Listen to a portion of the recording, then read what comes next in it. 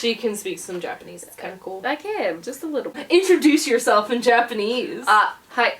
はじめまして。私の名前はアマンダです。よろしくお願いします。Is there always a deeper meaning in literature? Does there always need to be a theme?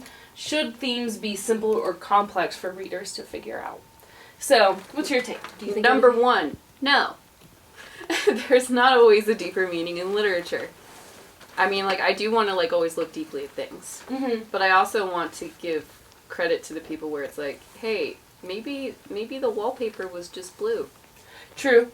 Well, see, my thing is, like, I think everything can have a meaning. That's true. Or everything can have a theme. It's really up to the reader. Yeah, to find it, or at least to make it. But, like, because for them, maybe the blue wallpaper yeah, maybe is it does significant. mean, but also it's sort of like, I guess I was saying the author doesn't always intend, but, like, it also depends on, like, how do you interpret literature? Do you care more about the intention of the author or about your own experiences? And that's a whole nother... Authorial intent. Yeah. Ooh. That's a whole nother can of worms. Yeah, I've ranted about that before. Yeah. That, like, once a piece is written and submitted and published, it belongs to the readers at that point. Yeah. That it is up to the readers if it has a theme. So, like, yeah. The question is all literature, so I think most literature has a theme. Oh, yeah. But as far as, like, all writing, like, a grocery list is a piece of writing. And you also, could still gather a theme from a grocery list based on what's written on it. Mm-hmm. And also, I'd like to say, even if not, the thing that I was saying is that not every little detail has a deeper meaning. Or it could, if you wanted to. But every piece of literature generally has a theme. Generally. And, like, whether you intend it, even if you wrote it and you didn't really intend for there to be a theme, unless it's just a mishmash of whatever, it's going to have some kind of theme in order to just be a cohesive work. Mm-hmm. So then the other question is, should themes be simple or complex? I kind of wonder, why is this a should question? I don't think that any literature or any, like, instructor of literature should tell you what you should do. Yeah. When crafting themes or crafting a piece. But it's sort of like, who's to say what is a simple and what is a complex theme? Well, I have a printout. Oh, okay. So, this was, when I looked up complex theme, I actually found something that I wasn't quite familiar with. I thought was kind of interesting. So first of all, let's define theme. Theme statement is a universal lesson anyone reading the book should learn. We're using the word should here. They use the word should here. Yeah. And this is from Weebly. And then it talks about a major conflict. Major conflict is a primary problem in the book, must be universal or applied to many situations and may not actually be solved in the book. But then it says, a complex thematic statement combines both the major conflict, the consequences facing the major conflict, and the theme statement to explain the great truth or lesson of the novel. So the formula would be like, the sentence is, people often blank because blank, and as a result blank, therefore blank. And then, like, to insert things into those blanks, it's people often conflict because explain why people have this problem, and as a result, consequences of the conflict. Therefore, theme, statement, lesson the reader should learn. So the conflict of the Great Gatsby is attempting to be something you're not. The explanation of why people do this is because people want to achieve their goals at any cost. The consequence of this problem is people end up forgetting who they truly are. Therefore, the theme lesson of this book, people should recognize that losing themselves will not lead them to happiness. Here, I've got one for you. People panic by toilet paper, which causes conflict. Yeah, which causes there to be no toilet paper, or it's like that's the consequence. Explain why people have that problem. They panic by toilet paper because apparently they think that it'll help them fight the illness or something, or that they'll need it somehow. Consequences of this causes there to be no toilet paper for people who can't afford to panic buy. Therefore, people should stop panic buying because it hurts others. Mm-hmm. Anyway. I have 3 rolls of toilet paper left. I have 4. But I'm only one person. She has a roommate. I'm gonna attack you.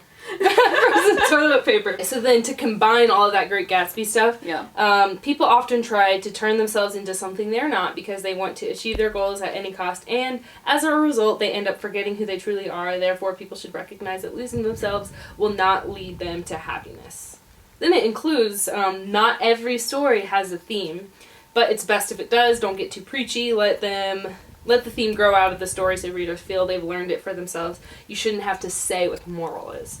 And that's what point I was going to get to with, like, simple or complex, is, like, who's doing the work? Is the writer doing the work, or is the reader doing the work? Yeah. And I think what it should be, and again we're using the word should, is that the writer puts on the page enough that the readers can get it. Because I think a lot of times people mask complex meanings or themes for things that aren't actually on the page.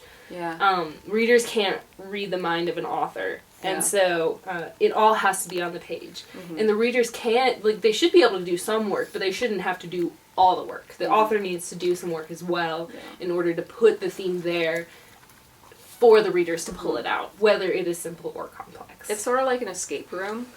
It's sort of like you, the reader, need to or it's like you, the participant, need to figure out how to do the puzzle yourself. Alright, let's move on.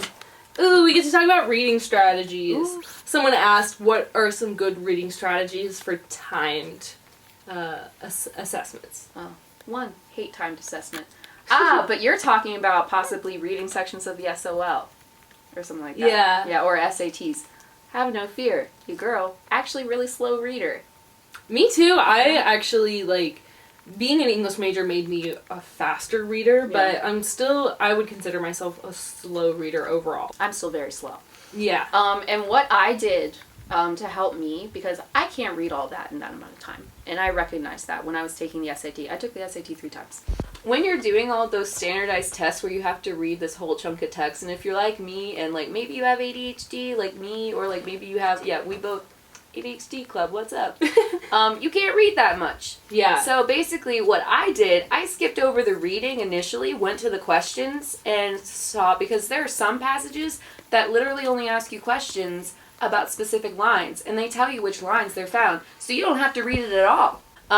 And then but you should also read the rest of the passage, not maybe the whole entire thing, but like the rest of the passage to understand. It'll be like, by this word, what does this passage mean in this that's line? true. So you have to read the rest of the passage to understand in the context. If it's asking you, like, thematic questions, or, like, you know, what does this mean overall, then you have to read it, and then I'd recommend, like, you know, try to, like, speed read. But that's there were some passages where I found that the questions did not require me to actually read the whole thing. And I do like the practice of reading the questions first. I would probably still read the whole thing just because I tend to miss important details unless I, like, read the whole thing.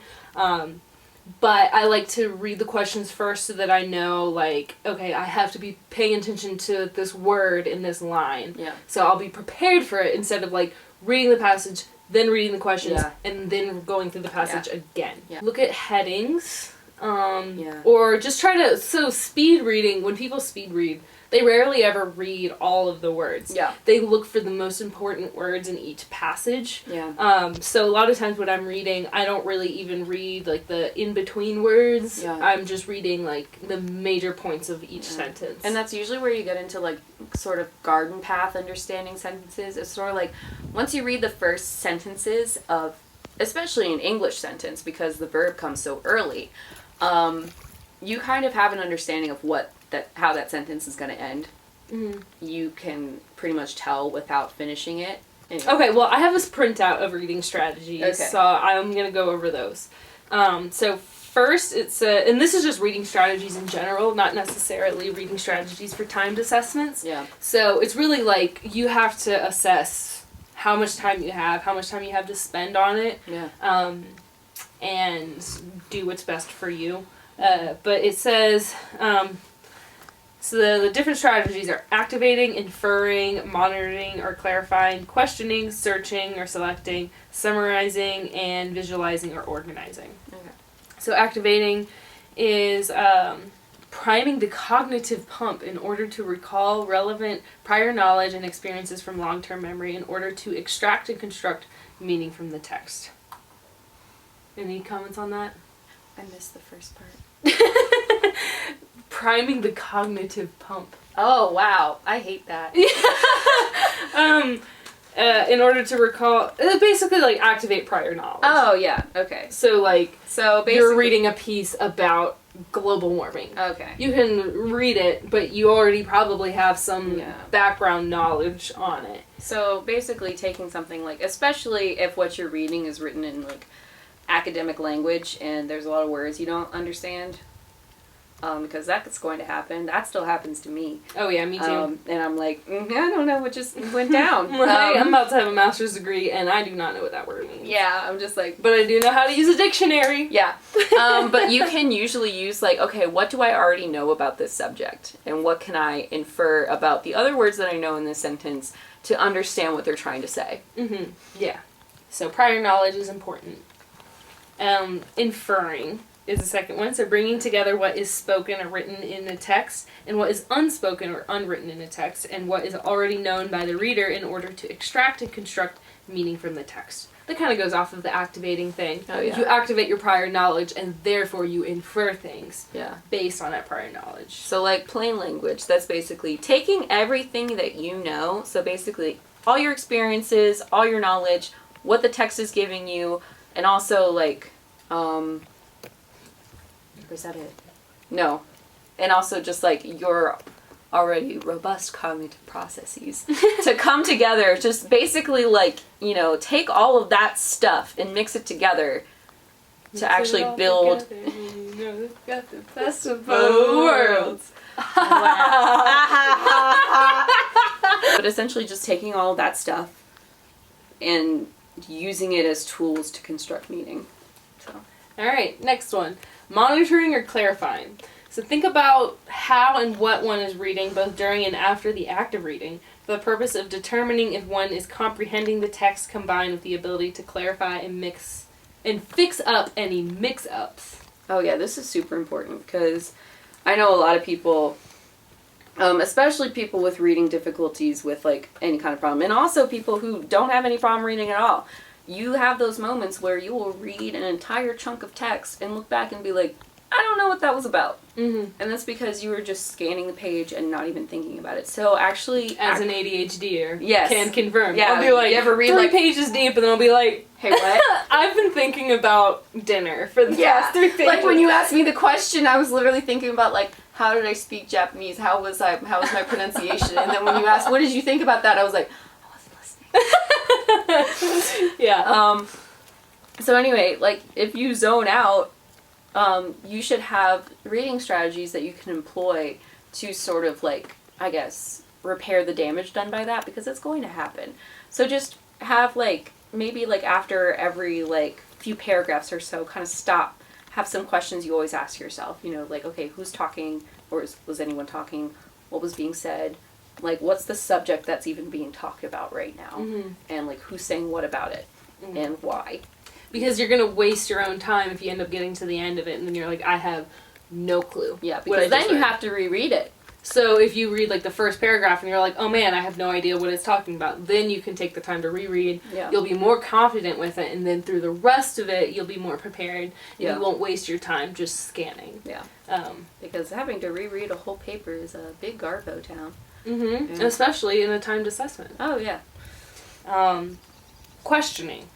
Engaging in learning dialogues with text authors, peers, and teachers through self-questioning, question generation, and question answering. So that's kind of what you were just saying. Oh, yeah. About, it kind of goes along with monitoring. So you question yourself during it to see if you are comprehending it. Mm-hmm. And if you're not, you can ask questions to yourself to clarify what's going on. Yeah.